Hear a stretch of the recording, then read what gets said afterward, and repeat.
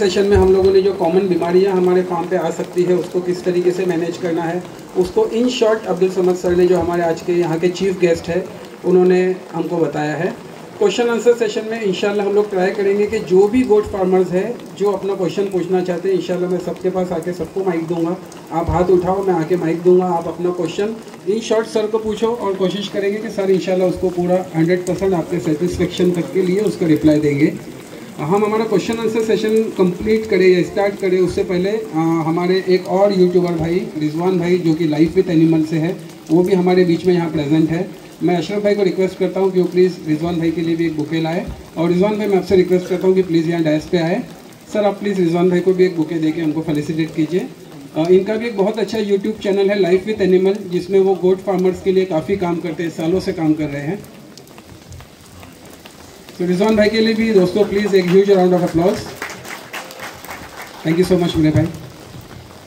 तो हमारे question and answer session को हम लोग स्टार्ट करते हैं। जिस किसी भाई को भी कुछ क्वेश्चन पूछना हो आप हाथ ऊपर रेस करो, मैं आपके पास आके माइक दूंगा और आप सर से जो भी आपके कंसर्न टॉपिक है, आपके पर्सनल किसी गोट को लेके भी अगर आप डिस्कस करना चाहते हो या कॉमन बीमारी को लेके भी आप पूछना चाहते हो तो इंशाल्लाह आप लोग सवाल कर सकते हो। तो फर्स्ट क्वेश्चन कौन करना चाहेगा हमारे ऑडियंस में? सर जी, फैसल भाई from Al Sheikh goat farm.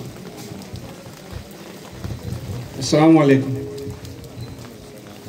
जिस हिसाब से डॉक्टर साहब ने आपका इंट्रोडक्शन कराया है, आपका बैकग्राउंड के बारे में और आपके एक्सपीरियंस और नॉलेज के बारे में, या आपने जो रिसर्च किया है उसके हिसाब से थोड़ा सी ये जो क्वेश्चन है मेरा स्टूपिड साउंड करेगा, but don't get upset for that. So ऐसा तो हम लोग जो फार्म जो हमारा रन कर रहे हैं, इसमें सबसे बड़ा जो हम लोग के लिए चैलेंजेस है वो एकदम फर्स्ट टॉपिक है जब आपने ट्रांसपोर्ट से स्टार्ट किए, और आपने बीच बीच में बहुत जगह पे ज़्यादातर अब्रॉड के बारे में बताया, यूएस के बारे में, जो कि वो सेम प्रोटोकॉल या वो सेम जो प्रोसीजर फॉलो करते हैं वो इंडिया में पॉसिबल ही नहीं है, और स्पेशली मुंबई में या महाराष्ट्र में, क्योंकि हमारे पास स्पेस की इशू है। तो इसमें आपका कहना था कि हम जो क्वारंटाइन करते हैं ट्रांसपोर्ट करके आने के बाद, और उसमें आपने कहा कि 3 दिन तक उनको डिवॉर्मिंग करना है। तो टू बी वेरी ऑनेस्ट, शायद बहुत लोगों ने सुने होंगे, बट हमारे लिए फर्स्ट टाइम सुना गया है कि 3 दिन तक कंटिन्यू क्वारंटाइन करना है। अगर हमको उसको 3 दिन तक कंटिन्यू क्वारंटाइन करना है तो उसका 3 दिन तक फीडिंग पैटर्न कैसा होगा? डिवॉर्मिंग। हाँ, डिवॉर्मिंग की बात कर रहा हूँ। हाँ, एक्चुअली एक तो एक क्वारंटाइन 3 दिन नहीं है, क्वारंटाइन 14 दिन है। सॉरी, मेरा क्वेश्चन थोड़ा रॉन्ग है। 3 दिन तक आपने डिवॉर्मिंग की बात। डिवॉर्मिंग आपको 3 दिन तक करना है, जिससे कि आपको टोटल जो वर्म लोड है वो वर्म लोड आपको ये रिमूव करना है। उसके लिए आप 3 दिन तक लगा देंगे। आप नॉर्मल जो भी आप जो फीडिंग करते हैं दूसरी जगह, वही फीडिंग आप कंटिन्यू क्वारंटाइन में भी कर सकते हैं, क्योंकि वो जो पहले जो खा रहा था उसको स्लोली रिप्लेस करना ये पॉसिबल है ही नहीं आपके पास में। तो आपको लाने के बाद में आपके पास का जो भी फीड आपको खिलाने वाले वो आप उसको इंट्रोड्यूस करिए, खिलाना शुरू करिए, और उसके बाद में 3 दिन तक डिवॉर्मिंग करिए। जैसा हम डिवॉर्मिंग करते हैं तो उसको रात में हम लोग जो हमारा फीड करते हैं, मैं ज़्यादा मेडिकली नहीं जानता, हमारे जो पार्टनर है आसिफ भाई ये इसको ज़्यादा ट्रीट करते हैं, लेकिन जब हम लोग 1 दिन के लिए डिवॉर्मिंग करते हैं तो उसको रात में जो उसका प्रोसीजर है कि हम लोग उनको फीड नहीं दे के एम्प्टी स्टमक रख के डिवॉर्मिंग करते हैं। तो 3 दिन तक ये कैसे करें? नहीं, ज़रूरी नहीं है फीड नहीं दे के एम्प्टी स्टमक देना, ये कोई डिवॉर्मिंग के लिए ज़रूरी नहीं है। और इसके बाद एक सेकंड क्वेश्चन है कि आपने बहुत सारे टॉपिक कवर किए, लेकिन एक अपने उसमें पैरालाइज का टॉपिक रह गया। उसके पैरालिस जो ज़्यादातर हमारे विंटर में हमको ये इशू आता है, तो उसके ऊपर कुछ थोड़ा बता सकते हो प्लीज़? पैरालिसिस जो अपने बकरों में जो होता है उसके 2 मेन वजूहत हैं। एक सबसे जो बड़ी वजह है वो है बैक्टीरियल या वायरल मेनिंजाइटिस, उसकी वजह से उसको पैरालिसिस होना, और दूसरा और एक है जो विंटर में होता है पैरालिसिस, जो जब ठंड जब शुरू होती है तो वहाँ जब पैरालिसिस, और ये स्पेशली कुछ ब्रीड में ज़्यादा कॉमन है, जैसे सानन वगैरह जो ब्रीड है उसमें ये ज़्यादा कॉमन है। और इसकी जो वजह है वो है पैरासिटिक वर्म, पैरासिटिक है। एक टाइप का फाइलेरिया वर्म होता है, वो फाइलेरिया वर्म कुछ बग्स में वो ब्लड में जाने के बाद में अपना रास्ता भूलकर स्पाइनल कॉर्ड या ब्रेन में चला जाता है, और वहाँ फिर उसका इरिटेशन की वजह से पैरालिसिस होता है। तो उसके लिए अगर ये इस टाइप का विंटर के पैरालिसिस अगर आपके पास ज़्यादा केसेस है, तो आप विंटर शुरू होने से पहले एक इंजेक्शन मिलता है बाज़ार में, डायथिल कार्बामेजिन। वो इंजेक्शन अगर आप देते हैं तो उससे ये जो फाइलेरियल जो वर्म है, जो लोड है उस टाइम पर जो बढ़ा हुआ है, वो कम होता है और जो विंटर के अंदर जो पैरालिसिस जो होना है वो कम हो जाएगा। अब बैक्टीरियल और वायरल जो मेनिंजाइटिस है वो तो इन्फ्लेमेशन की वजह से होता है और उसका जो ट्रीटमेंट है वो ये है कि सबसे पहले तो आपको एक मैनिटॉल नाम का जो इंजेक्शन आता है वो आपको देना है, इसलिए कि मैनिटॉल जो ब्रेन के अंदर जो इन्फ्लेमेशन हुआ है, जो फ्लूइड जमा हुआ है, उसको वो एब्सॉर्ब करके कम करेगा। दूसरा जो इम्पॉर्टेंट ट्रीटमेंट आपको करना है वो है कॉर्टिकोस्टेरॉइड, प्रेडनिसोलोन। तो प्रेडनिसोलोन देंगे तो इन्फ्लेमेशन उसका कम होगा और रिकवरी उसकी फास्ट होगी।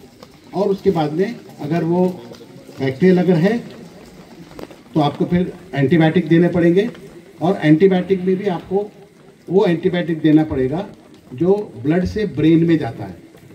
हर एंटीबायोटिक ब्लड से ब्रेन में नहीं जाता है, ये स्पाइनल कॉर्ड में नहीं जाता है।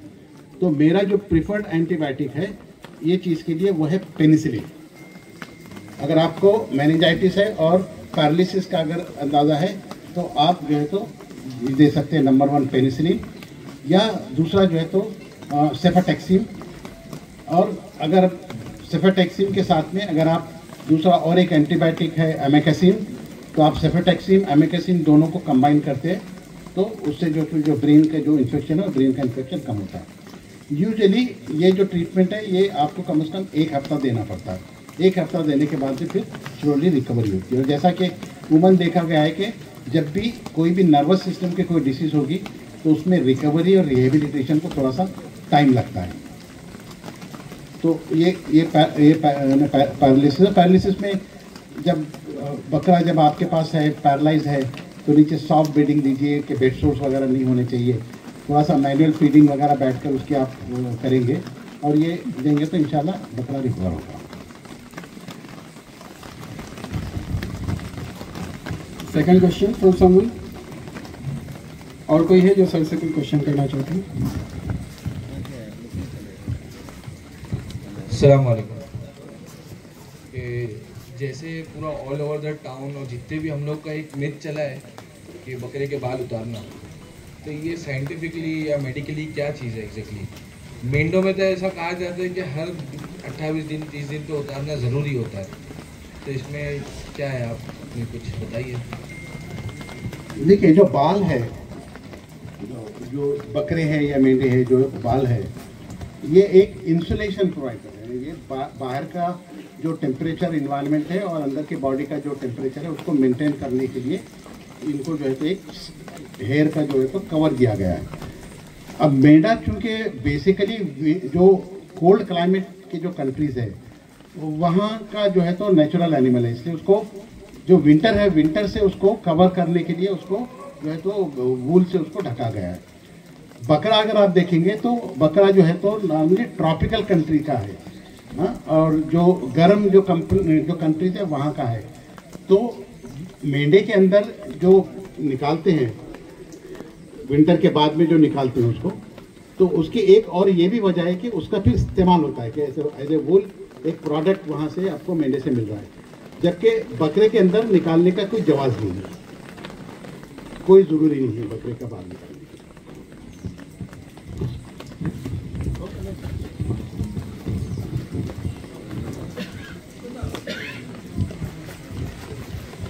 जो आती है बकरे को, ये बहुत मतलब अक्सर हमारे पास जो बड़े बकरे होते हैं 140 kg, 150 kg, 125 kg, तो एक ही जगह पे 3-3 रसोड़ी आ जाती है। फिर हम लोग जो नॉर्मल प्रोसीजर है उसको आयोडेक्स लगाएंगे और ट्रीटमेंट देंगे, और अक्सर हमारा बकरा ख़राब हो जाता है, वो बिकता नहीं है कुर्बानी के अंदर। तो उसका क्या एक रीज़न हो सकता है? Is it because of food toxic, क्या है? ये यहाँ की रसोली बोलेंगे, यहाँ भी आती है, थाई के पास भी आती है। यहाँ की जो रसोली आती है ना, मैंडेबल जिसको बोलते हैं जबड़ा, जी हाँ, और उसके नीचे की जो आती है जी, वो रसोली जो आती है वो बीमारी को बोलते हैं एक्टिनोमाइकोसिस। ओके। और कुछ जो है तो जबान पे भी ऐसे सूज आ जाती है, उसको बोलते हैं एक्टिनोबैसिलोसिस। ओके। ये जो दोनों बीमारी है इसकी जो वजह है वो ये है कि आप जो पाउडर खिला रहे हो, जो ग्रास खिला रहे हो, जैसे बहुत सारे सोयाबीन का जो स्ट्रॉ है वो खिलाते हैं, है ना। सोयाबीन के स्टॉक अगर कभी आप हाथ में लेंगे और ऐसे दबाएंगे तो लगेगा आपको कि वो काफ़ी नोकदार होता है, चुभता है। अच्छा, तो ऐसे चुभने वाले जब भी आप ड्राई ग्रास खिलाएंगे तो अंदर के जो बर्कल म्यूकोजा है उसको वो हर्ट करेगा, और हर्ट करने के बाद में जो एक्टिनोबैसिलस जो बाहर रहता है उसको अंदर जाने की जगह बन जाती है, और वो अंदर जाकर फिर वो पस फॉर्मिंग टाइप के बैक्टीरिया है, वो पस वगैरह से उसको फिर रसूली टाइप के होती है। But that is still manageable sir. मैं किसकी बात कर रहा हूँ, जो अक्सर थाई पे आती है ना, बहुत बड़ी बड़ी रसोड़ी होती है। हाँ, अब जो थाई पर आती है तो आपको ये देखना है कि वो पर्टिकुलर कौन सी जगह पर है, क्योंकि जैसे मैंने बताया था कि एक फीमोरल लिम्फेटिक ग्लैंड रहता है, लिम्फ नोड, तो वो लिम्फ नोड की स्वेलिंग है या लिम्फ नोड के अलावा स्वेलिंग है। अब लिम्फ नोड के अलावा अगर स्वेलिंग है तो कुछ बैक्टीरियल इन्फेक्शन है, कॉर्निबैक्टीरियम वगैरह टाइप के जो पस फॉर्मिंग जो बैक्टीरिया है वो बैक्टीरिया का इन्फेक्शन हो सकता है, तो उसको आपको ट्रीटमेंट करना पड़ेगा। अब प्रॉब्लम जो रसूली उसमें ये होता है कि चूँकि पस फॉर्म हुआ है अंदर, और कोई भी एंटीबायोटिक पस को क्रॉस करके जो कैप्सूल है उसके कैप्सूल के अंदर जाकर जो बैक्टीरिया है उसको कवर नहीं कर सकता। तो उसका जो इलाज जो है, तो जो आप अभी जो कर रहे हो कि वो आप उसको आयोडेक्स वगैरह ला के पका रहे हो, और पका के अंदर का जो पस वगैरह है उसको निकाल के आप जो डिसइंफेक्शन और बाकी के एंटीबायोटिक दे रहे हैं, वही इलाज एक स्टैंडर्ड इलाज। ओके सर, जैसा is it because of the feed, उन्होंने बताया ना सोया के अंदर जैसे वो नहीं, फीड की वजह से जो होगा वो हाई प्रोटीन हाई फैट की वजह से हो सकता है। नहीं ना, एब्सेस वगैरह हाई प्रोटीन की वजह से नहीं होगा। हेवी डोजेज ऑफ मेडिकेशन, अब दैट पॉसिबल? अब कैसा है कि आप हेवी डोजेस ऑफ मेडिकेशन अगर कर रहे हो तो फिर वो जो अभी देखो सुपर इन्फेक्शन भी इंजेक्ट करते हैं हम लोग अक्सर, अगर बबल के साथ इंजेक्ट कर देंगे ना, वो भी एक बॉल बन जाता है, फिर वो बॉल रसोड़ी भी बन जाती है। हाँ, वो इंजेक्शन साइट के ऊपर जो है दो चीज़ें हो सकती है। एक तो ये कि आप जो ड्रग दे रहे हो वो इरिटेट ड्रग है, तो वो इरिटेशन करेगा। कई मैंने बहुत वक्त ऐसे भी होता है कि वैक्सीनेशन अगर आप बराबर नहीं कर रहे हो या वैक्सीन की क्वालिटी अच्छी नहीं है, उसका एडजुवेंट अगर इरिटेट हो तो वो वैक्सीन की भी स्वेलिंग आ सकती है, मेडिसिन की भी स्वेलिंग आ सकती है। तो ये भी एक पॉसिबिलिटी है कि आप करेक्ट इंजेक्शन नहीं दे रहे, लेकिन आपको देखना यह है कि वो इंजेक्शन साइट पे है क्या, है ना। कोई इंजेक्शन यहाँ नहीं देता है, इंजेक्शन या तो गर्दन पे देता है या पीछे की साइड पे देता है। तो उस साइड पे अगर है तो या तो वैक्सीनेशन या आपका मेडिसिन का जो इंजेक्शन है वो। दूसरा एक पता नहीं, मेरा ख्याल करते होंगे आप लोग कि जब भी फार्म में आप इंजेक्शन या वैक्सीनेशन जब भी करते हो तो हर बकरे को जब इंजेक्शन दे रहे हो तो कम से कम नीडल आप स्टरलाइज इस्तेमाल करिए। समझिए आपको डेली एक 10 इंजेक्शन, आपके पास में 1000 बकरे, 10 इंजेक्शन आपको डेली देने पड़ते हैं, तो 15-20 जो इंजेक्शन के जो नीडल्स है उसको आप बॉइल कर लो, स्टरलाइज कर लो, और उसके बाद में एक बकरे को इंजेक्शन दिया, उसको बाजू में रखो, दूसरे को बाजू में रखो। एक बड़ा जो ट्रांसमिशन का जो सोर्स है वो खुद फिर अदरवाइज आप बन जाते हो कि आप इंजेक्शन दे रहे हो, उसमें से थोड़ा सा खून या यहाँ का आया, वो जो बैक्टीरिया इसके अंदर आ गए आप दूसरे को दे रहे हो, दूसरे से तीसरे को दे रहे हो। तो स्पेशली जो ब्लड प्रोटोजोन है, जो बबेशिया है, एर्लिकिया वगैरह है, उसकी जो एक वजह है जो बहुत जल्दी से फैला है, उसकी वजह है आपका एक ही नीडल का इस्तेमाल वैक्सीनेशन के लिए भी और इंजेक्शन देने के लिए भी। तो आप उसी नीडल को आप बार बार इस्तेमाल कर सकते हो, लेकिन जब भी इस्तेमाल करोगे तो पहले उसको आप स्टरलाइज कर लो, आप उसको बॉइल कर लो। जज़ाकल्लाह सर। जी, अस्सलाम वालेकुम सर। आप फूड रिलेटेड प्रॉब्लम जो बता रहे थे, उसमें जो घुटने के अंदर पानी वगैरह जो हो जाता है, उसके लिए आपने बोला कि एस्टेरॉइड के इंजेक्शन जो यूज़ करते हैं, तो ये क्या 100% सूटेबल है कि सही हो जाएगा उससे, या क्या बोलते हैं कुछ ऐसा है कि रुक जाता है, नहीं होता है, उसके लिए क्या कर सकते हैं अपन? उसके लिए क्या है, बहुत सारे इंजेक्शंस अवेलेबल है, लेकिन वो इतने एक्सपेंसिव है। जैसे हाइलोनिक एसिड है, हाइलोनिडेज है, वो एक इंजेक्शन जो है तो 2,500 हज़ार 3,000 का है, जो पॉसिबल नहीं है इसमें इस्तेमाल करना। कैसा है कि जब भी जॉइंट का कोई भी जब इन्फेक्शन हो रहा है तो जॉइंट के अंदर जो ब्लड सप्लाई है वो ब्लड सप्लाई नहीं है, तो आप अगर जो भी एंटीबायोटिक वगैरह आप ब्लड में दे रहे हो या इंट्रावेनस मसल्स दे रहे हो, तो उसका कॉन्सेंट्रेशन जॉइंट में जो आएगा वो बहुत कम होता है। इसके लिए कोई भी इन्फेक्शन जॉइंट में हो तो वो बड़ा देर तक खींचेगा। दूसरा जो मेजर जो प्रॉब्लम जो आता है उसके अंदर जॉइंट में, वो होता है फ्रिक्शन का, कि अंदर जो इन्फ्लेमेशन की वजह से, इन्फेक्शन की वजह से जो लुब्रिकेशन होना चाहिए वो लुब्रिकेशन नहीं हो रहा है। और वहाँ पर जो है तो आर्टिफिशियल लुब्रिकेंट वगैरह ह्यूमन के अंदर इस्तेमाल करते हैं, जो एनिमल्स में पॉसिबल नहीं है। नॉर्मली कौन से एस्टेरॉइड दे सकते हैं उसके लिए जो इजीली मार्केट में अवेलेबल है? जो डेक्सा हो गया, डेक्सामेथासोन या बीटामेथासोन। और जॉइंट के अंदर आपने बोला इंसर्ट करना है, तो उसके अंदर कौन सा इंजेक्शन इंसर्ट करना है? उसी के लिए बोल रहा हूँ, डेक्सामेथासोन। और अगर आपको इंट्रामस्कुलर देना है तो प्रेडनिसोलोन। ओके, जज़ाकल्लाह, थैंक यू।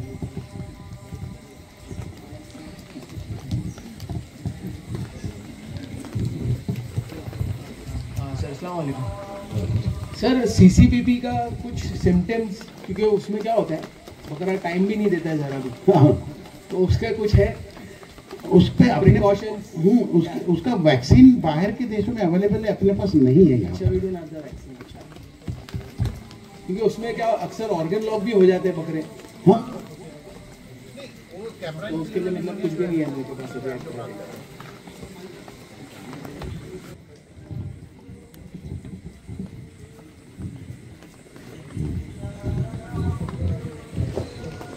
सर मेरा एक क्वेश्चन था कि बीक्यू बकरियों में होता है ब्लैक कॉटन, लेकिन बहुत रेयर। माइक उधर दे दो। के वैक्सीनेशन आप लोग करते हैं ना गोट में? सर वो ईटी के साथ में अभी ईटी प्लस टीटी की वैक्सीन आया है, उसमें आ जाता है, ओके, तो वो कवर हो जाता है। एक सर मेरा ये सवाल था कि जैसे एफएमडी वैक्सीन जो करते हैं अभी गोट फार्म में, ये ऑयल बेस्ड वैक्सीन होता है। पहले एक वैक्सीन आता था रक्षा एफएमडी, जो एलजीएल वैक्सीन होता था, एल्यूमिनियम हाइड्रोक्सी जेल, जो ऑयल बेस्ड नहीं होता था, उससे पेन भी नहीं होता था, फीवर भी नहीं आता था, और जो ये भाई ने बोला कि जैसे गांठ वगैरह आती है वो नहीं आती थी। तो वो वैक्सीन अभी मेरे नॉलेज से वो अभी भी अवेलेबल है, ठीक है, तो उसके बारे में कुछ जानकारी देंगे सर? कैसा है कि फुट एंड माउथ डिसीज का जो वैक्सीन है उसके अंदर 3 से 5 स्ट्रेन रहते हैं, और उसकी जो एंटीजेनिसिटी है वो थोड़ी सी कम है। तो क्या करते हैं कि जब वैक्सीन डेवलप करते हैं तो उसमें एडजुवेंट डालते हैं। तो एडजुवेंट का काम है इसके जो वैक्सीन की एफिकेसी को बढ़ाना और एब्सॉर्प्शन स्लो करना, ताकि देर तक जो वैक्सीन का डोज है वो बॉडी को मिलते रहे और इम्यूनिटी डेवलप हो। तो उसके लिए पहले एल्यूमिनियम जो एडजुवेंट यूज़ करते थे, अभी ऑयल और अलग टाइप के जो एडजुवेंट आए हैं वो इसलिए यूज़ करते हैं कि वो थोड़ा सा डेपो बने और स्लो एब्सॉर्प्शन हो, ताकि इम्यूनिटी ज़्यादा देर तक चले। अब ये इसके अंदर एक ही प्रॉब्लम है कि मैन्युफैक्चरिंग में जहाँ भी डिफेक्ट है, पीएच में फ़र्क आया है वैक्सीन के, वहाँ पर घाटा था। Thank you sir.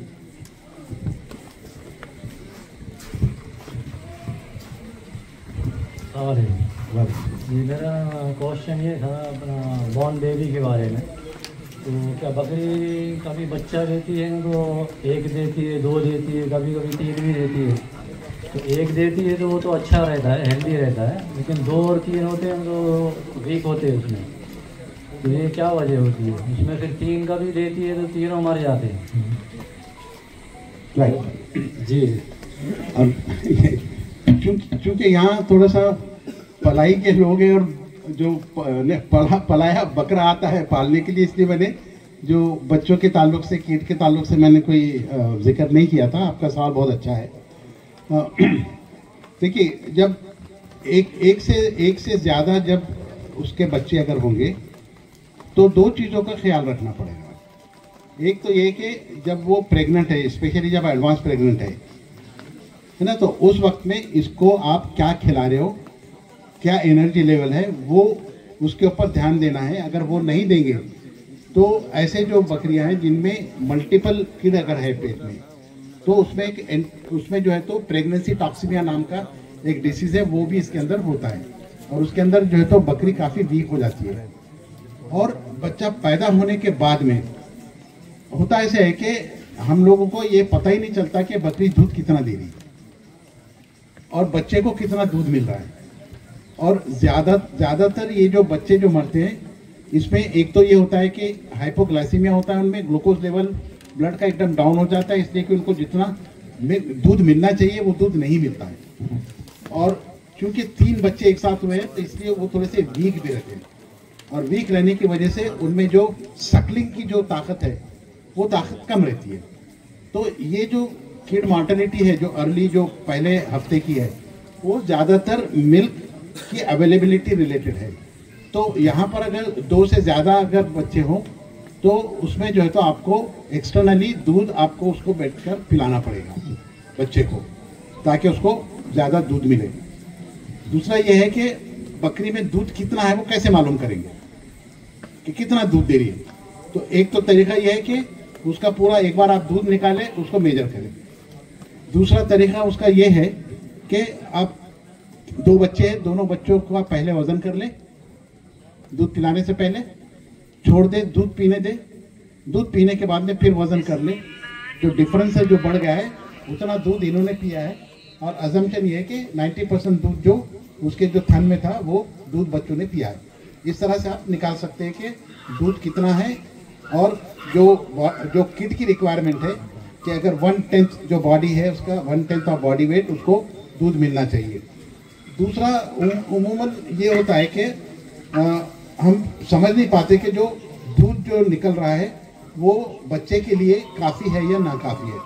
उसके लिए एक सिंपल ऑब्जर्वेशन का टेस्ट है कि अगर बच्चा बार बार माँ के पास जा रहा है, समझिए दूध पिया वापस आया, फिर 20-25 मिनट बाद फिर माँ के पास जा रहा है, फिर थन को चूसने की कोशिश कर रहा है, इसका मतलब ये है कि उसका पेट नहीं भरा है, उसका दूध कम है। तो वहाँ आपको एक तो जो गैलेक्टागॉग जो मिलते हैं वो दे, थोड़ा सा फीडिंग के ऊपर आपको ध्यान देना चाहिए उसके बकरी के, ताकि उसका दूध बढ़े। तो ये सारे के सारे जो प्रॉब्लम है वो 90% रिलेटेड है फीडिंग से, दूध से। और जब भी आप जो बकरी का बच्चा है उसको आप जब दूध जब देंगे तो आप कभी भी ऐसे कप में या जो भगोना या तेल जो रहता है ना उसके अंदर मत दीजिए लीक करने के लिए। उसने लीक नहीं करना चाहिए, बच्चे ने दूध को सकल करना चाहिए। उसकी वजह यह है कि अगर वो सकल करके ए मसल्स का अगर कॉन्ट्रैक्शन नहीं हो रहा है तो वो जो दूध है वो दूध सीधा जाकर पहले स्टमक में जाएगा जहाँ बैक्टीरिया है, और वहाँ फर्मेंटेशन होता है और वो फिर बच्चे को डायरिया लगेगा। डायरिया का जो मेजर जो प्रॉब्लम है वो आप किस टाइप कैसे दूध पिला रहे हो, टेक्निक ऑफ गिविंग मिल्क, वो इंपॉर्टेंट है। अगर बच्चा थन पे से डायरेक्टली चूस रहा है तो सकलिंग हो रही है और वो सीधा सीधा जो चौथा स्टमक है उसके अंदर जाएगा। अगर आप एक्सटर्नल पिला रहे हो तो बॉटल में और निपल से आप उसको पिलाइए, उसमें सकल करें। लूज मोशन बहुत ज़्यादा होते हैं, यही वजह है। लेकिन थन से ही पीता है ना बच्चा। अगर थन से आप पिला रहे हो, लूज मोशन अगर हो रहे तो आप बिल्कुल चिंता नहीं करिए। हम जो है तो जो छोटे बच्चे होते हैं उसमें अगर डायरिया अगर हो रहा है तो हम उसमें कुछ भी नहीं करते जब तक कि उसमें म्यूकस या ब्लड ना हो। जब म्यूकस और ब्लड होगा तो हम उसको बोलेंगे एब्नॉर्मल। नॉर्मली बच्चे का जो फीसिस है वो लूज रहना चाहिए, इसलिए कि उसका जो इंटेस्टाइन है उसमें अभी जो मैंगनी जो बनाने की जो ताकत है वो अभी पैदा नहीं हुई है। तो इनका जो फीसिस है वो पेस्ट ही रहेगा शुरू में। आहिस्ता आहिस्ता जब इंटेस्टाइन उनका डेवलप होगा तो फिर वो उसकी जो है तो डिहाइड्रेशन करके मैंगनी बनाएंगे। तो आप बिल्कुल चिंता नहीं करना डायरिया हो तो। आप अगर उस टाइम पर एंटीबायोटिक दोगे तो और ज़्यादा प्रॉब्लम क्रिएट होगा। वाइट कलर के होते हैं। हाँ बिल्कुल बिल्कुल, कुछ नहीं करिए, ग्रीन और वाइट। ब्लड या म्यूकस अगर हो तो ही आपको समझना है कि एबनॉर्मल है और आपको दवा देंगे।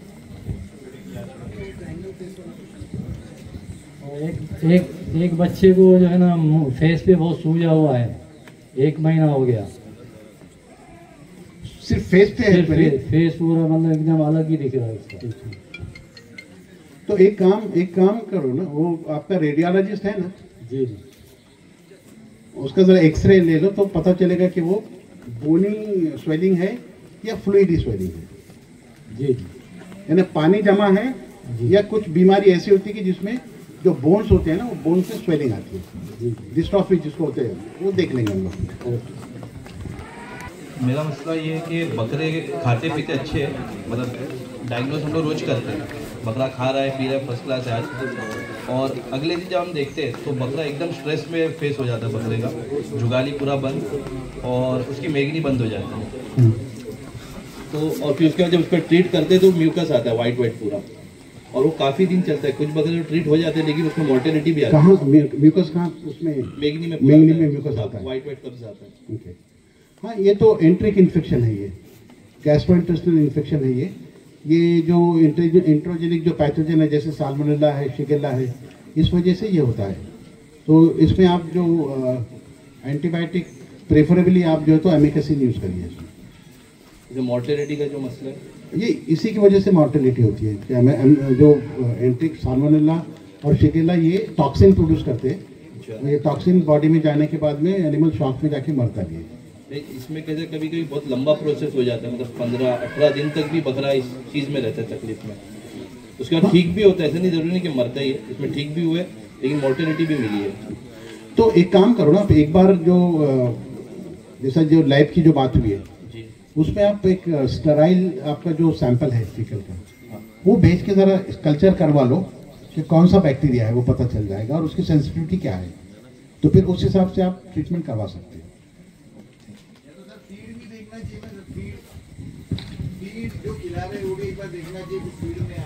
हाँ, अभी कैसे है अशरफ के, एक तो पहले डिफरेंशिएट ये करना चाहिए कि कोई भी बीमारी अगर है तो वो कॉमन सोर्स प्रॉब्लम है क्या इंडिविजुअल प्रॉब्लम है।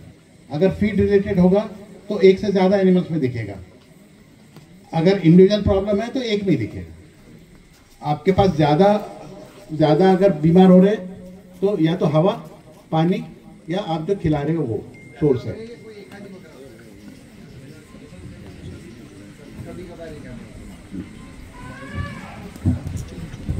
बहुत ज़्यादा वो वायरल सॉर्ट ऑफ इन्फेक्शन है और बहुत फार्म पे अक्सर वो चीज़ देखने मिलती है।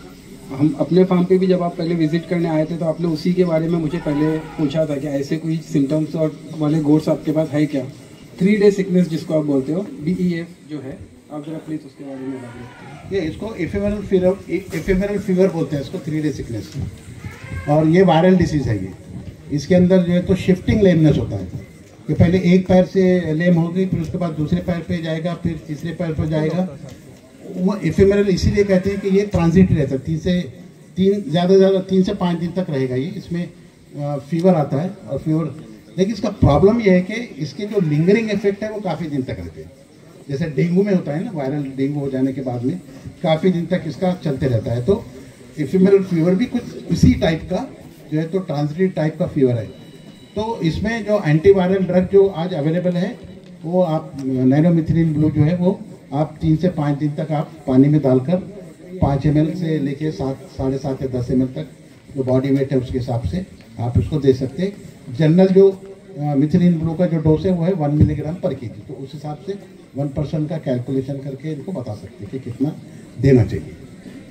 और फिर जब आता है तो ये आउटब्रेक के टाइम जैसे आएगा और काफ़ी जानवरों को होगा एक के बाद एक, तो इसमें बेस्ट ये है कि अगर आपके पास अगर 50 अगर एक फ्लॉक में जहाँ आपको एफेमेरल फीवर दिखाए तो आप 50 का डोज कैलकुलेट करो, 50 के पानी में डाल दो और दिन भर उनको उसी पानी को पीने दो, तो ये जो उसका जो स्प्रेड है वो भी स्प्रेड कम हो जाएगा। अस्सलाम वालेकुम। तो मेरा सवाल ऐसा है कि बकरी की आंख में पर्दा आ जाता है तो उसके लिए क्या किया जाए? अभी किसी से मार लग जाती है तो पर्दा आता है, और मार नहीं लगती फिर भी आंख पे पर्दा, तो उसका क्या करना चाहिए? नाक में अंदर क्या? जी आँख में जी हाँ हो, आँख वो केरेटाइटिस उसको बोलते हैं।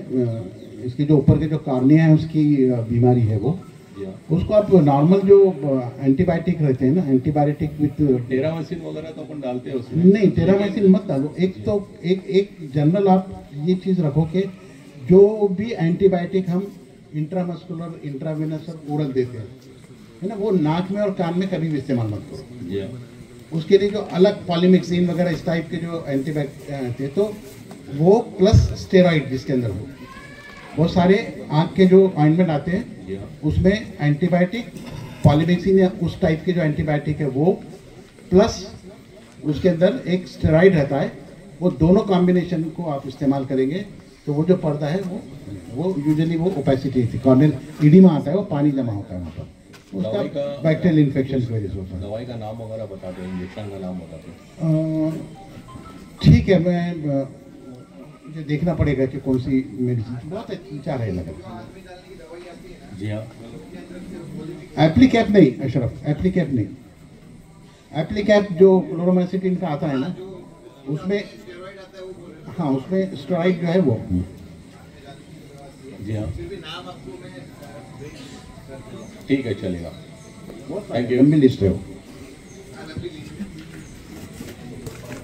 मेरा सवाल था सर कि यूरिनरी ट्रैक इन्फेक्शन के बारे में आप थोड़ा एलाबोरेट करते हैं। यूरिनरी ट्रैक इन्फेक्शन, हाँ, और जो बकरों में पेशाब रुकने की एक आम बीमारी है और कई वजूहत रहती हैं उनकी, जैसे कभी कैल्शियम का क्रिस्टल आ जाता है या कभी फैट वहाँ पे जनरेट हो जाता है, उसके बारे में थोड़ा सा बता देते।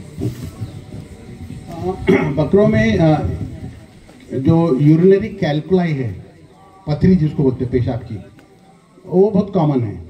और उसकी जो वजह है, उसमें 2-3 अलग अलग टाइप के जो पथरी होते हैं वो होता है। एक तो पथरी जो ज़्यादा कॉमन है बकरों में वो है ऑक्सलेट टाइप की। और ये जो ऑक्सलेट जो रहता है वो उम्मन जो आप जो खिला रहे हो, जैसे टमाटो है, ये इस टाइप के जो रूट टाइप के जो वेजिटेबल्स है, वो जब खिलाएंगे तो उसके अंदर ऑक्सलेट कंटेंट ज़्यादा रहता है और वो ऑक्सलेट की वजह से फिर क्रिस्टल्स वगैरह फॉर्म होते हैं। तो इसके लिए एक तो ये है कि यूरिनरी ट्रैक्ट का जो पीएच है, एसिडिटी जो है, वो रिस्पॉन्सिबल है। तो उसका अगर आपको प्रिवेंशन, कुछ तो ऐसे हैं कैल्कुलाई के जो दवा देने के बाद में खुद डिजॉल्व भी हो जाते हैं। कुछ ऐसे है कि वो पत्थर टाइप रहते हैं बिल्कुल, जो ब्लॉक कर देते हैं, जिसमें से पेशाब बिल्कुल नहीं आएगा, ब्लॉक हो जाएगा। वहाँ तो आपको सर्जरी करना है, दूसरा कोई आपके पास रास्ता ही नहीं है। अब ये जो बाकी के जो है, इसके बहुत सारे यूरिनरी ट्रैक्ट इन्फेक्शन के जो मेडिसिन अवेलेबल है, ओरल हेक्सामिन वगैरह टाइप के, वो आप दे सकते हैं। उससे वो जो यूरिन का पीएच है वो चेंज होता है और आहिस्ता आहिस्ता वो क्रिस्टल डिजॉल्व होना शुरू होते हैं। आपको अगर मालूम करना है कि किस टाइप के क्रिस्टल्स है, सिलिकेट है या ऑक्सलेट है, तो उस टाइम पे यूरिन सैंपल अगर आप लैब में भेजेंगे तो माइक्रोस्कोप में देख के आपको बता सकते हैं कि कौन से टाइप का क्रिस्टल है, और फिर उस टाइप को डिजॉल्व करने के लिए जो मेडिसिन है वो दे सकते हैं। अक्सर खस्सी बकरों में मतलब देखा जाता है ये कि बहुत से लोगों का ऐसा है कि ये भी है कि फैट ज़्यादा होने की वजह से उसका कुछ प्रिकॉशन है कि कुछ मेडिसिन या सॉल्ट वगैरह अपन खाने के साथ वो दें तो नहीं, उसके लिए कैसा है कि यूरिन का जो पीएच है उसको आपको अल्कलाइन रखना है। अल्कलाइन पीएच रखने के लिए आप अगर अपना जो फीड है उसमें सोडियम बाइकार्बोनेट अगर आप ऐड करते रहे, खाने का सोडा जिसको बोलते हैं ना, तो वो फिर यूरिनरी जो पीएच है उसको अल्कलाइन पे रखेगा। आप खस्सी में जो होता है उसमें होता कैसे है कि जब कैस्ट्रेशन करते हैं तो कैस्ट्रेशन में सिर्फ जो स्पर्मेटिक कॉर्ड है ना, जिसमें से स्पर्म जाने वाले, वही दबने चाहिए। बाज़ाक़त ऐसा होता है कि स्पर्मेटिक कॉर्ड के साथ में यूरेथ्रा भी है। वो यूरेथ्रा अगर जो है तो उसमें आधा भी अगर प्रेस अगर हो गया तो वहाँ पर क्रिस्टल को जमा होने के लिए जगह मिलती है, और वहाँ फिर एक के ऊपर आकर फिर वो कैल्कुलाई बन के फिर वो यूरिन ट्रैक्ट का इन्फेक्शन। तो वो जब कैस्ट्रेशन जब करते हैं तो कैस्ट्रेशन बराबर होनी चाहिए।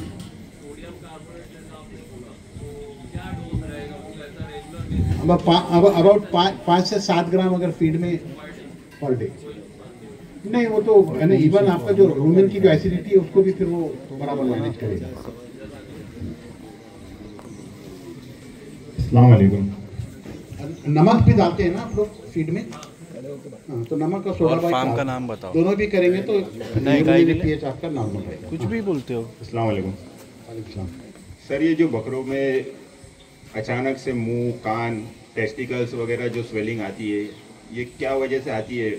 2 दिन 3 दिन ट्रीटमेंट करते हैं, जैसे प्रेडनिसोलोन वगैरह वो देते हैं तो कम हो जाती है, लेकिन 5 दिन के बाद में वो रिपीट हो जाता है। तो ये किस वजह से आती है और उसका प्रॉपर सोल्यूशन क्या है? ये मोस्टली ये वायरल है, ये वायरल इन्फेक्शन है ये, और इसको जो है तो आपको एंटीवायरल इसको आपको साथ में देना पड़ेगा। एंटीवायरल साथ में देते हैं। कौन सा दे रहे हैं आप एंटीवायरल? एंटीवायरल उसको मेलोक्सिकम वगैरह दे रहे हैं। नहीं, वो एंटीवायरल नहीं है, वो मेलोक्सिकम वगैरह नॉन स्टेरॉइडल एंटी इन्फ्लेमेटरी है। मैग्लूडाइन दे रहे हैं। हाँ, मैग्लूडाइन भी एंटी इन्फ्लेमेटरी है ना। तो इससे आप सिर्फ इन्फ्लेमेशन को आप रिड्यूस कर रहे हो, लेकिन जो बेसिक जो रीज़न है उसका, जिसकी वजह से वो स्वेलिंग आई है ना, जो इन्फ्लेमेटरी जो एक्सुडेट जमा हुआ है, उसको आपको ट्रीट करना पड़ेगा। पूरे ईयर्स में स्वेलिंग आ रही है, मुंह पे स्वेलिंग आ रही है, टेस्टिकल्स में स्वेलिंग आ रही है। तो आप पहला इंजेक्शन एसाइक्लोवीर आप दीजिए, 5 मिलीग्राम पर केजी के हिसाब से, और उसके बाद में फर्स्ट डे सेकेंड सवेरे शाम, और सेकेंड डे से आप मिथिलिन ब्लू 3 दिन तक दीजिए, कम हो जाए। जो एंटीवायरल इंजेक्शन है जिसके बारे में सर अभी बात कर रहे हैं, ये वेट वाला जो एसाइक्लोविर है वो अवेलेबल नहीं है, बट ह्यूमन वाले एसाइक्लोविर अवेलेबल है 250 mg एंड 500 mg में। हाँ, बट ह्यूमन वाले अवेलेबल है। अगर किसी को भी रिक्वायरमेंट है तो आप मुझे टच करो, इंशाल्लाह मैं आपको प्रोवाइड करूँगा। नहीं, और जाके केमिस्ट को भी अगर बोलेंगे ना कि ये ह्यूमन मेडिसिन है, वो उमन ये समझता है कि वेटरनरी का पैकेज नहीं है तो आपको पता नहीं है अवेलेबल।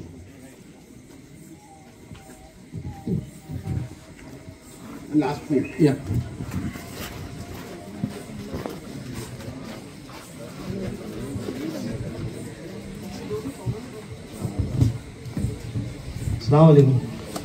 जैसे कोई पॉइजन वाली चीज़ अगर कोई गोट को इंसर्ट हो गई अंदर, जैसे खा लिया उसने या कुछ दवाई वगैरह चाट लिया, तो उसका डायरेक्ट इलाज अपन कैसे कर सकते हैं फटक जल्दी से?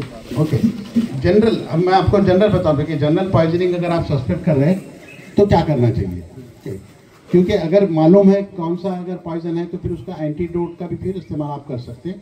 अब समझ लीजिए कि कोई ऐसा पॉइजन है जिसका स्पेसिफिक एंटीडोट अवेलेबल नहीं है, तो उसके लिए क्या करें?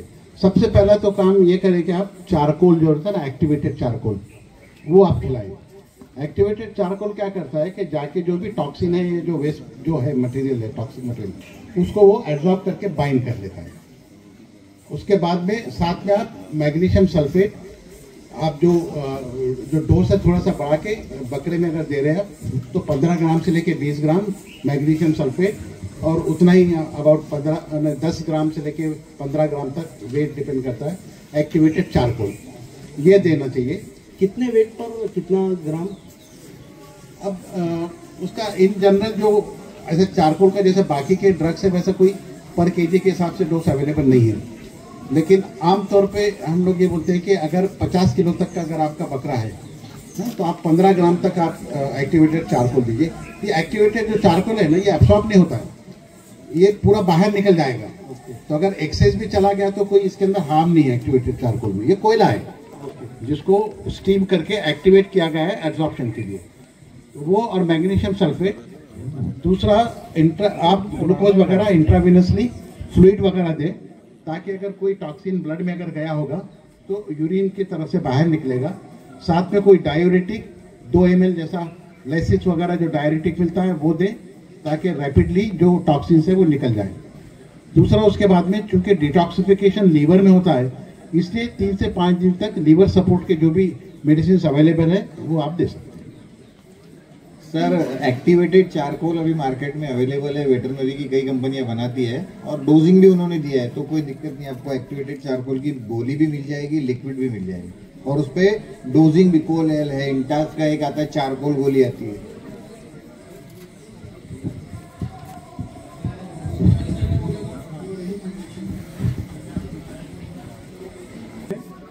जी,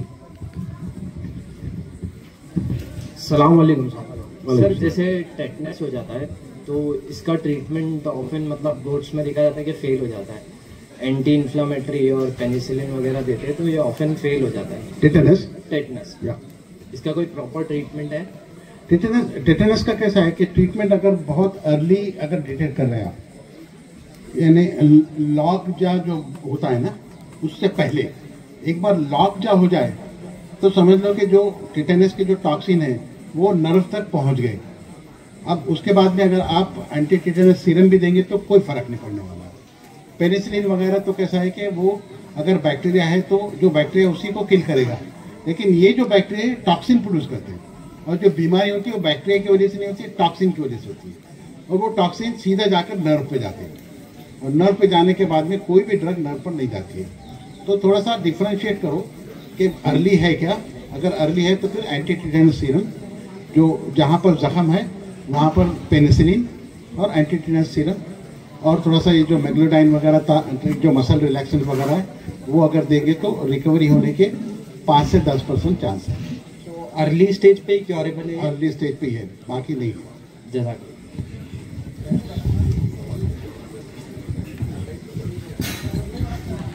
अस्सलाम वालेकुम। वालेकुम सर, जैसे डेक्सा है और अपना प्रेडनिसोल आइसोफ्लूइड है, ये कौन सी बेसिस पे कैसे इस्तेमाल कर सकते हैं? ये जो सारे के सारे हैं ना, ये एंटी इन्फ्लेमेटरी है। जी सर।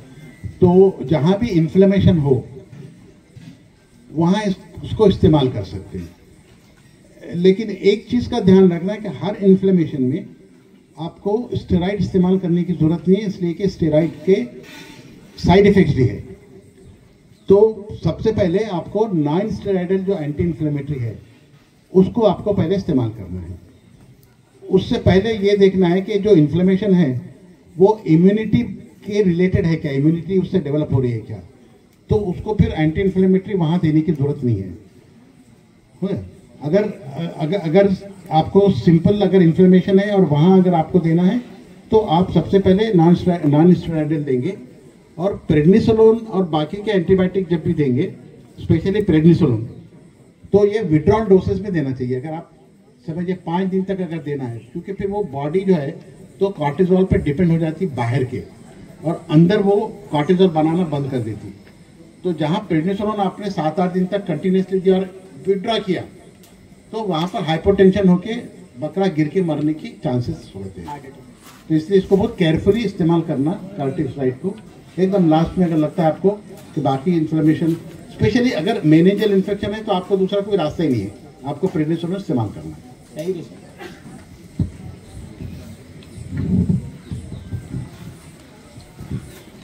और कुछ क्वेश्चंस अगर कोई पूछना चाहता है तो सर अवेलेबल है हमारे साथ। Any more questions?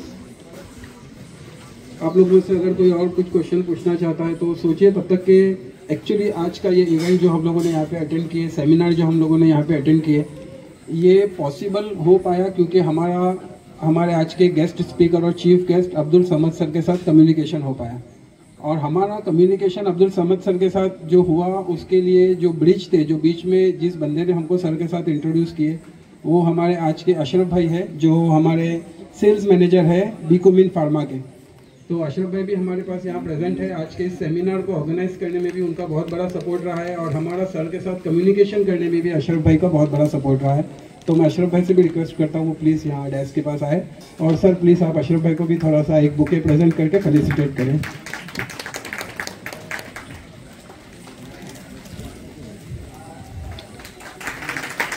Thank you so much. सभी लोगों के लिए डिनर का भी अरेंजमेंट है। जैसे ही हमारा क्वेश्चन आंसर सेशन खत्म होगा, इंशाल्लाह हम सब लोगों के लिए डिनर का अरेंजमेंट भी किया गया है। हम सब लोग साथ में मिलकर डिनर भी करेंगे। डिनर करते वक्त भी अगर आप में से किसी को कोई क्वेश्चन याद आता है तो सर हमारे साथ अवेलेबल है। आज सर ने पूरा वक्त हमें दिया है, तो इंशाल्लाह हम उनसे फ्री डिस्कस होकर और भी कुछ नॉलेज अगर आपको चाहिए तो आप बेधड़क उनसे पूछ सकते हैं इंशाल्लाह। सो कोई और क्वेश्चन अगर है तो एक और प्रोडक्ट के विटामिन के बारे में थोड़ी अपनी बात नहीं हुई। विटामिन के बारे में आमतौर पे सवाल किया जाता है कि क्या सचमुच बकरों में विटामिन की ज़रूरत है क्या, स्पेशली विटामिन बी कॉम्प्लेक्स वगैरह की। तो बकरों में जो ज़रूरत है वो है विटामिन ए और ई और D3। ये 3 विटामिन है जो बकरों में सिंथेसाइज नहीं होते, जो आपको बाहर से देने हैं। अभी एक प्रोडक्ट है ये केविटोन, ये बड़ा स्पेशल टाइप का प्रोडक्ट है, इसलिए कि इसमें एक जो और एडिशनल चीज़ जो प्रोवाइड की है वो है आयोडीन, आयोडाइज। अब बहुत सारे कंपनीज क्लेम करते हैं कि उनके मिनरल मिक्सचर में आयोडीन है, लेकिन आप अगर टेस्ट करेंगे तो उनके प्रोडक्ट में आपको आयोडीन नहीं मिलता। उसकी वजह यह है कि वो पोटेशियम आयोडाइड का इस्तेमाल करते हैं, और पोटेशियम आयोडाइड कुछ दिनों के बाद में उड़ जाता है, लिक्विफाई होके उड़ जाता है, और वहाँ आपको कोई भी आयोडीन नहीं मिलेगा। तो इस प्रोडक्ट में आयोडीन भी एडेड है, और आयोडीन की बकरों में 2 चीज़ों की, बाकी के जितने भी जानवर हैं वो जानवर के अलावा बकरों में 2 खासियत है। एक तो ये कि उनको आयोडीन की काफ़ी ज़रूरत रहती है, और आयोडीन रिलेटेड इनके बीमारी के वजह, कुछ बच्चों को आपने देखा होगा, छोटे बच्चे पैदा होते हैं, ये दूध उनके बड़े हुए रहते हैं, वो आयोडीन की डिफिशियंसी की वजह से होती है। स्पेशली ऐसे बकरियाँ जो वेजिटेबल मार्केट के आसपास चरते हैं और कैबेज वगैरह जो खाते हैं, उसमें थायरोटॉक्सिक मटेरियल होता है, उसमें आयोडीन की डिफिशियंसी होती है, और ये जो थायराइड ग्लैंड है ये दोनों तरफ के ऐसे फूल जाते हैं। तो आयोडीन की रिक्वायरमेंट है। दूसरी कॉपर की रिक्वायरमेंट जो है वो बकरे में शीप और बाकी के उनसे ज़्यादा है। तो ये एक प्रोडक्ट है जो आयोडीन, और आयोडीन बहुत इम्पॉर्टेंट है, हालांकि माइक्रोग्राम क्वांटिटी में लगता है, लेकिन आयोडीन जो मेटाबॉलिज्म है उसको एक्टिवेट करता है। तो जहाँ भी आपको लगता है कि आप विटामिन A, D3 दे रहे हो, तो उसमें अगर आप आयोडीन भी अगर ऐड करते हो तो इनका एक प्रोडक्ट जो कीवीटोन है, मुझे लगता है कि ये एक स्पेशल है जिसके अंदर आयोडीन है। मैंने बहुत कम ऐसे प्रोडक्ट देखा जो आयोडीन जिसके अंदर रहता है। अदरवाइज लोग वो ल्यूवाल्स आयोडीन और बाकी के आयोडीन जो यूज़ करते हैं उसकी बायोअवेलेबिलिटी बहुत कम है। और दूसरा एक जो अच्छा जो प्रोडक्ट है मैग्लोरेक्स है, जो हम लोग की बात चल रही थी, मैग्लोमीन है ना, फ्लोनेक्सिन मैग्लोमीन, फ्लोनेक्सिन मैग्लोमीन, ये भी जो प्रोडक्ट है ये पहली बार जो तो इंडिया में मैंने लोगों को, जो कंपनीज वाले उनको बताया था कि आप इसको इंट्रोड्यूस करो इसलिए कि एंटी हिस्टामिनिक और बाकी के जो सारे ड्रग्स जो अवेलेबल थे उसमें ये नहीं था। जबकि जो यूरोप में और यूएसए में सबसे ज़्यादा चलने वाला जो एंटी इन्फ्लेमेटरी जो सेफेस्ट है, जो एंटी हिस्टामिनिक है, वो है फ्लोनेक्सिन मैग्लोमीन। तो ये भी इनका जो है तो मैग्लोरेक्स नाम का प्रोडक्ट है, वो भी काफ़ी आप इस्तेमाल कर सकते हैं। फ्लोनेक्सिन जो मेलाक्सिकैम वगैरह टाइप की जो एंटी इन्फ्लेमेटरी यूज़ कर रहे हो आप, तो उसको आप जो है तो फ्लोनेक्सिन भी आपको, ये रिलेटिवली सेफर है बाकी के सारे जो मेलाक्सिकैम वगैरह है। अब देखिए कि ये आहिस्ता आहिस्ता जो डाइक्लोफिन टाइप के जो, जैसा निमोसलाइड है, डाइक्लोफिन है ना, मेलाक्सिकैम है, ये जितने भी जो ड्रग्स है ये बड़े टॉक्सिक भी हैं। इवन ह्यूमन के अंदर नेफ्रोटॉक्सिसिटी रिपोर्टेड है, ज़्यादा अगर उस टाइप के ड्रग लेंगे तो किडनी फेलियर होते हैं। तो उसी तरह से वो भी जो है ड्रग है वो नेफ्रोटॉक्सिक है, तो उसका भी इस्तेमाल थोड़ा सा आप ध्यान से आपने करना चाहिए। तो ये दो प्रोडक्ट है जिसके बारे में स्पेसिफिकली मुझे आपको बताना था। सर जैसे आपने आयोडीन डिफिशिएंसी के बारे में बताया, तो अगर हम हमारे गोट का जो डाइट है उसमें आयोडाइज सॉल्ट का यूज़ करते हैं तो वो कुछ हद तक आयोडीन की डिफिशिएंसी को कंट्रोल कर सकता है क्या? तो इंसिस्ट ये करें कि आप पोटेशियम आयोडेट का इस्तेमाल करें, या नहीं तो जो आयोडाइज्ड जो सॉल्ट है, आयोडाइज सॉल्ट में पोटेशियम आयोडेट है, उसको भी इस्तेमाल करें। सर अभी जैसे कि पहले हम लोग मिनरल मिक्सचर वगैरह नहीं इस्तेमाल करते थे, तो अभी आपके हिसाब से अगर उसको हम इस्तेमाल करते हैं तो क्या बेस्ट टाइम है, या कौन सा ब्रांड आप रेफर करेंगे, ऐसा कुछ? नहीं, एक तो ये है कि मेरे लिए ब्रांड बताना ज़्यादा अच्छा नहीं है। नहीं ठीक है, आप जो है तो एक तो ये है कि जैसे मैंने बताया कि आपका कोई अगर न्यूट्रिशनिस्ट है जी, तो आप बैठ के पहले आपका जो फीड फार्मूला है जी, उसमें कितना कैल्शियम है, कितना फास्फोरस है, कितना मैग्नीशियम है, ये एक सिंपल एक सॉफ्टवेयर अवेलेबल है यूरोप का। ओके, उसके अंदर अगर आप डालेंगे कि मैं ये इतना दे रहा हूँ, ये इतना दे रहा हूँ, तो वो बताएगा आपको उसमें कैल्शियम कितना है, मैग्नीशियम कितना है, कॉपर कितना है, वो आ जाता है। या नहीं तो न्यूट्रिशन वाले को बोलो तो वो आपको पूरा एक शीट बना के देगा कि आपका जो फीड है उसमें से कितना कैल्शियम जा रहा है, कितने जा रहा है। अब वो बाकी के जो कॉन्सेंट्रेशन है नोन है कि जैसे 1.8% कैल्शियम देना चाहिए, तब उसमें से अगर 1.5 अगर आपके फीड में से जा रहा है तो आपको सिर्फ 0.3% देना है। ओके, है ना। फास्फोरस अगर इतना जा रहा है तो उसमें से इतना देना है। तो ये एक्सरसाइज एक ही बार करनी है आपको। इसके लिए वेदर मैटर करता है क्या, कि ठंडी हो, गर्मी हो, टाइमिंग? थोड़ा सा जो मेटाबॉलिक एक्टिविटी है ना, वो गर्मी में मेटाबॉलिक एक्टिविटी थोड़ी सी ज़्यादा बढ़ती है ना। उसके बाद में जब अगर सीवियर अगर आप विंटर में हैं तो वहाँ पर फिर जो आपकी जो बॉडी की जो कैलोरी जो हीट अंदर डेवलप हो रही है, जो हीट को मेंटेन करना है बॉडी टेम्परेचर को, तो इसका होता है। मगर मिनरल्स पे कोई ज़्यादा असर नहीं है, ये फीड पे ज़्यादा असर, एनर्जी लेवल पे इसका ज़्यादा असर होता है। एक और एक क्वेश्चन है, अभी जैसे अक्सर मैं गुजरात से बकरे लेकर आता हूँ और वो बकरा हम लोग पल्टी करते हैं फॉलोइंग ईयर के लिए, पैर में सूजन आती है बहुत बकरों के, उसके लिए कुछ ऐसा? एक पैर में या चारों में? चारों में अक्सर है, आगे के पैर में आएगी या पीछे आएगी, पर बहुत स्वेलिंग आती है बकरों को। आमतौर पे जो भी आपको सिम्टम दिखते हैं जी, तो मेरे दो बेसिक उसूल है, किसी से भी मैं पूछता हूँ, दो बेसिक उसूल है। एक सबसे पहले पूछता हूँ मैं, जैसे किसी ने बताया कि आँख पे पर्दा आया, तो मैं ये पूछूंगा कि एक आँख में है कि दोनों आँख में है। ओके, अगर दोनों आँख में पर्दा है तो ये सिस्टम का प्रॉब्लम है। एक आँख में है तो इसका मतलब है लोकल प्रॉब्लम है। दूसरा, अगर कोई लीजन है तो मैं ये पूछता हूँ कि बायलैटरल है, सिमेट्रिकल है, यानी अगर यहाँ पर कुछ मुझे लीजन दिख रहा है इस टाइप पे, अगर लिम्फ नोड बड़ा है तो इधर भी है क्या? ओके, यहाँ पर अगर कोई जख्म दिख रहा है तो वो उसी जगह यहाँ पर भी है क्या? अगर यहाँ भी है और यहाँ भी है तो मोस्टली ये सिस्टम का प्रॉब्लम है, लोकल प्रॉब्लम है। अच्छा सर, गोट्स में पीसीटी होता है क्या? तो कौन सा? गोट्स में मिसाल के तौर पे कहीं से बकरा आया है, अभी बोलने के लिए तो लोग बोलेंगे भाई ये स्टेरॉइड खा के आया, कुछ भी खा के आया। मेरे जगह पे आया बकरा, उसका कुछ पोस्ट साइकिल थेरेपी है बकरों में। कौन सी therapy? PCT post cycle therapy होता है। जैसे एक स्टेरॉइड इंजेक्ट करते हैं, जैसे ह्यूमन को इंजेक्ट करता है आदमी, तो उसको वॉश आउट करते हैं हम लोग। अब मैं ये इन डेप्थ क्वेश्चन इसके लिए पूछ रहा हूँ क्योंकि क्या होता है, फॉर एग्जाम्पल आप बकरे को, आपको आवाज़ आ रही है मुझे? हाँ, बकरे को आदत हो जाती है स्टेरॉइड्स की, मिसाल के तौर पे। अभी हम लोग यहाँ पे स्टॉल फीडिंग पे हम लोग एज यू सेड के इट इज़ वेरी एक्सपेंसिव, तो हम लोग फिलहाल के तौर पे अपनी पलाई में कहाँ अफोर्ड कर पाएंगे वो, तो हम तो फीड पे जितना बकरा बनेगा वो बनेगा। अभी मिसाल के तौर पे कहीं अभी कस्टमर कहीं से भी बकरा खरीद के लेकर आता है, अब वहाँ से यूज़ हुआ है नहीं हुआ है अपन किसका नाम नहीं लेते, लेकिन वो हमारे पास आएगा ना, 6 महीने तक बकरा सेम रिजल्ट पे रहेगा, बढ़ेगा ही नहीं वजन, कितना भी अच्छा खिलाओ। तो उसके लिए ऐसे कुछ आपके मतलब आपके सामने इतने 25 साल के एक्सपीरियंस में कोई एक्सपीरियंस आया है या कुछ आप इसमें अपनी राय दे सकते हैं हमको?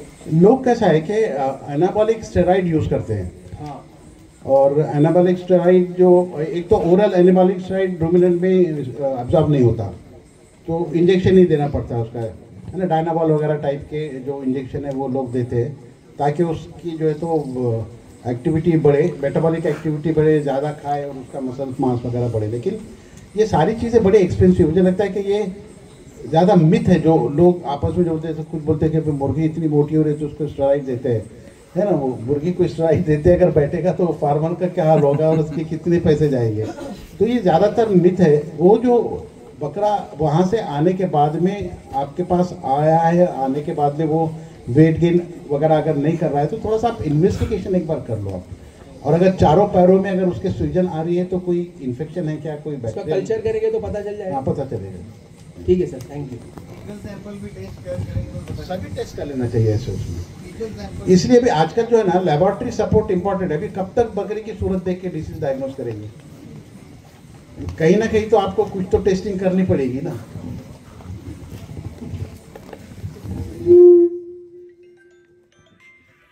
तो हमारे हिसाब से क्वेश्चन आंसर सेशन अगर कंप्लीट हो गए हैं तो हम लोग आज का ये सेशन रैप करके डिनर का अरेंजमेंट्स करना शुरू कर देते हैं इंशाल्लाह। और हम लोग डिनर के लिए जाए उससे पहले फैसल भाई ने रिक्वेस्ट किए थे कि वो कुछ बोलना चाहते हैं, तो मैं उससे रिक्वेस्ट करूँगा फैसल भाई से प्लीज़। कुछ खास बात करने की वो नहीं थी ज़रूरत, लेकिन भाई ये हमारे जहन में थी, वो बात शेयर करना ज़रूरी है। ये आसान नहीं है कि ये ऑर्गेनाइज़ करना और ये इतने लोगों को जमा करना, इतने लोगों का आना, सर अपना कीमती वक्त देना, वो भाई अशरफ भाई है वो भी सब अपना वक्त दिए।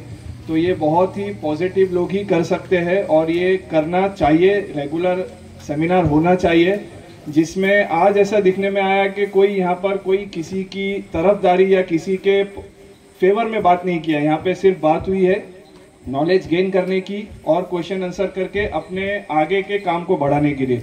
तो ये खास तौर पे बात करनी थी कि डॉक्टर साहब का बहुत बहुत शुक्रिया इस बारे में कि उन्होंने ये चीज़ को सोचा, उन्होंने ये किया और ये सबके बस की बात नहीं है। तो अल्हम्दुलिल्लाह ये महापुली में हम लोग तो 4-5 साल से मैं इस लाइन में हूँ, आसिफ भाई बहुत टाइम से है, तो मैंने तो नहीं देखा कि कहीं ऐसा सेमिनार अब तक हुआ है इतनी पॉजिटिवनेस से। सो आप लोग जितने हैं उनका भी थैंक्स और ख़ास तौर पे सामिन भाई, डॉक्टर साहब आप लोग का बहुत शुक्रिया ऐसे सेमिनार किए और डॉक्टर सर का, समझ सर का भी बहुत बहुत शुक्रिया। और इंशाल्लाह हम उम्मीद करते हैं, एक्चुअली टॉपिक तो बहुत ज़्यादा है और डॉक्टर साहब जो है बहुत ज़्यादा टेक्निकली बोल रहे हैं क्योंकि वो उस लाइन से, और हम लोग जो है इस लाइन के इस बात को नहीं समझ पाते। हम लोग जो है प्रैक्टिकल वाले ज़्यादा है, हमको थ्योरी ज़रा ज़्यादा समझ में नहीं आती। तो इंशाल्लाह मेरे जो जहन में, या हम लोग बात करेंगे डॉक्टर साहब इसके ऊपर कि किसी 1 से 2 टॉपिक को लेके या डिजीज़ को लेके उसके ऊपर डिटेल में बात करके जितनी नॉलेज होगी ना लोगों को, अभी जो मैं भी अगर आप मुझसे पूछेंगे फर्स्ट स्टार्ट से क्या बात हुई वो बाउंस हो गई।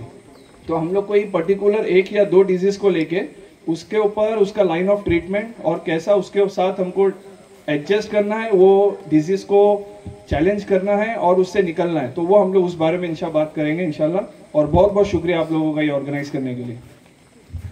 सबसे पहले तो बहुत बहुत शुक्रिया आप सब लोगों का कि आप सब लोगों ने इस सेमिनार को इम्पोर्टेंट समझा और आप सब लोगों ने अपना अच्छा खासा टाइम देकर इतनी हैवी बारिश में भी आप सब लोगों ने यहाँ पे ट्रैवल किए और यहाँ पे प्रेजेंट हुए। उम्मीद करते हैं इंशाल्लाह सर के लेक्चर से आप लोगों ने काफ़ी कुछ नया सीखा होगा।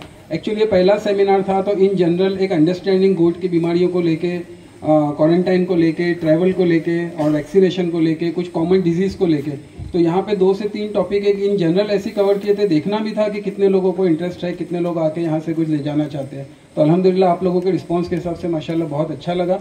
और आगे फ्यूचर में जब भी हम लोग इस सेमिनार को फिर से ऑर्गेनाइज करेंगे तो हम लोग कोई 1 या 2 टिपिकल टॉपिक को लेके वर्क करेंगे, ताकि हम लोग उस पर्टिकुलर चीज़ को लेके, जैसे अगर निमोनिया है तो निमोनिया के डिफरेंशियल डायग्नोसिस को लेके और डिफरेंट टाइप ऑफ निमोनिया उसके ट्रीटमेंट को लेके वर्क करेंगे, ताकि एक टॉपिक ही भले कवर हो लेकिन उसमें हम लोग काफ़ी कुछ और अच्छे से सीख सकें।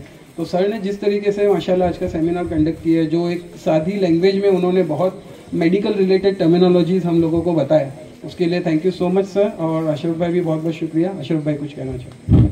इसमें होता ऐसा है कि आप किसी यूनिवर्सिटी प्रोफेसर को प्राइमरी स्कूल में ले जाकर खड़े कर देते हैं और उसको बोलते हैं बच्चों को पढ़ाओ, वही चीज़ बोलने के लिए आया तो लेकिन मेरा जो थोड़ा सा बैकग्राउंड मैं इसलिए भी देता हूँ, अशरफ के साथ जब भी डिस्कशन होता है इस पर उनका ऑब्जेक्शन रहता है कि सर आप बहुत ज़्यादा डिटेल में टेक्निकल बोलते हैं, लेकिन उसकी वजह ये है कि आप जो चीज़ कर रहे हो उसको समझना चाहिए कि क्यों कर रहे हो, तो आदमी कन्विंस होता है। अगर मैं बोलूँ कि ये है ये दे दो, ये है ये दे दो, तो फिर तो वो क्या 10 मिनट का फिर लेक्चर होगा, ख़त्म हो जाएगी बात। लेकिन चीज़ों को समझना ज़रूरी है कि कौन सी चीज़ क्यों कर रहे हैं हम। दूसरे एक मेरा सजेशन ये कि ये जो फार्मिंग है, लाइवस्टॉक फार्मिंग है या गोट फार्मिंग है, ये ग्रुप एक्टिविटी रहती है हमेशा, और ग्रुप का जो एक्सपीरियंस है एक दूसरे के साथ शेयर करना बहुत ज़रूरी रहता है, उससे सभी लोग आगे बढ़ते हैं।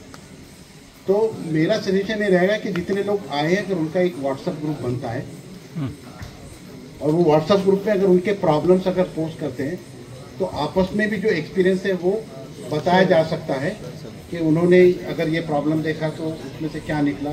कोई अगर सीवियर प्रॉब्लम है तो वो मेरे तक भी आ सकता है, मैं भी फिर एडवाइस कर सकता हूँ कि उसमें क्या किया जाए।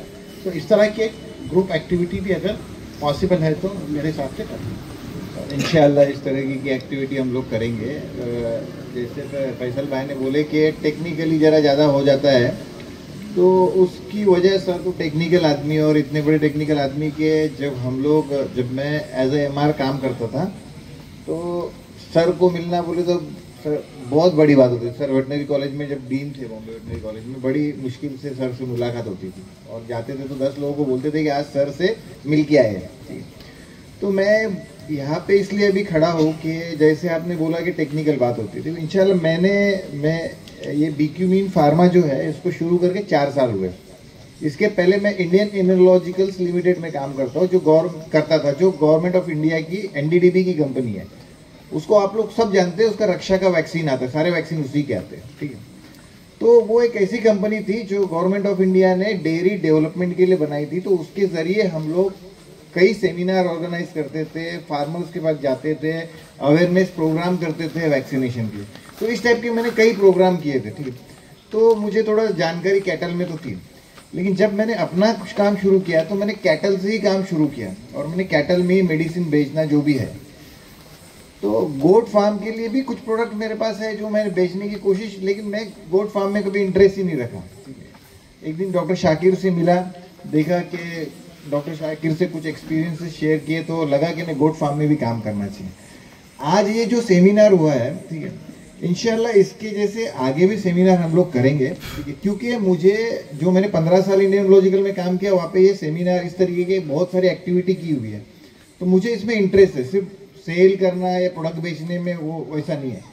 आज जो आपको कई चीज़ें समझ में नहीं आई रहेगी, आपके कई ऐसे प्रॉब्लम है, ठीक है, जो आपकी लैंग्वेज अलग है, सर की लैंग्वेज अलग है, ठीक है।